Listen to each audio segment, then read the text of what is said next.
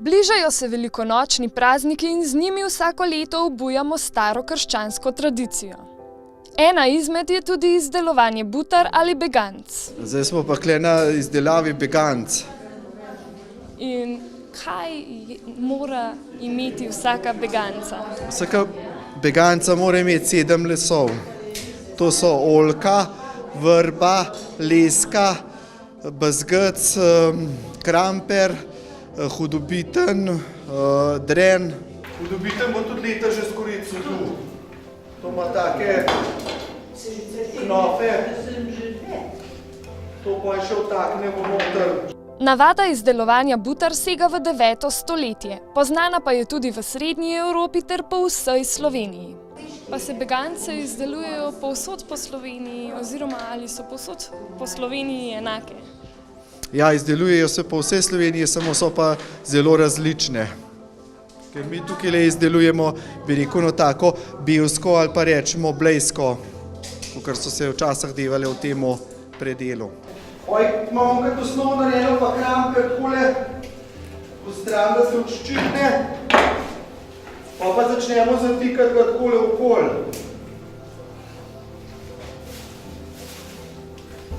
Zdaj za takele mehno beganco so takele mehne vece čist fajne. Malo vode. Jaz zelo spoštujem stare običaje in mislim, da je to treba držati, zato se teh stvari zmeraj udeležim. Ali bagance, butare ali pirhi, ker to še tradicijo drži. To se zmeraj bolj zgublja ali pa zmeraj bolj obnavlja. Zdaj so ljudje bolj osveščeni in je meni prav všeč, da se to zdaj že par let tlele dogaja.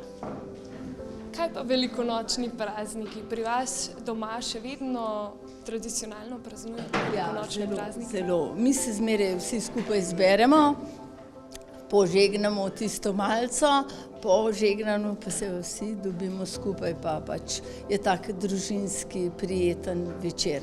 Nekateri v sobotah zvečer, nekateri v nedeljo, običajno bolj v nedeljo, ampak ker je zdaj mladina vsa razprodana, vsa razparcelirana, se mi kar sigurno po žegnanju po 5. uri vsako soboto velikonočno dobimo.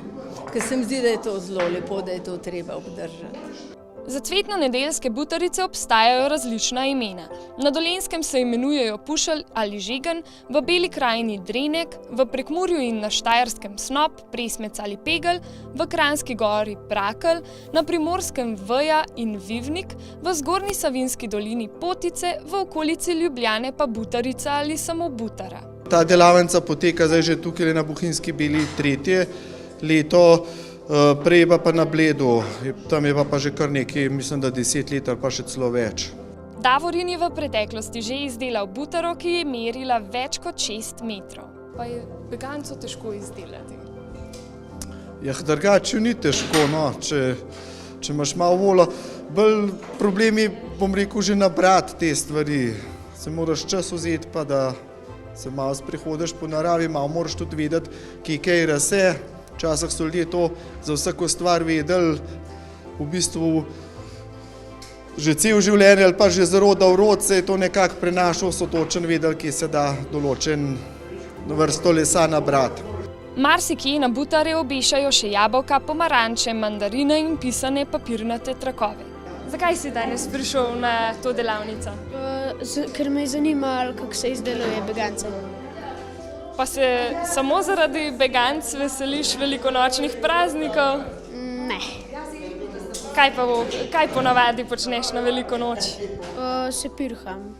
Ponekod se z butarami tudi tekmuje. Njihov osnovni namen pa ostaja blagoslov, polj in nasadov.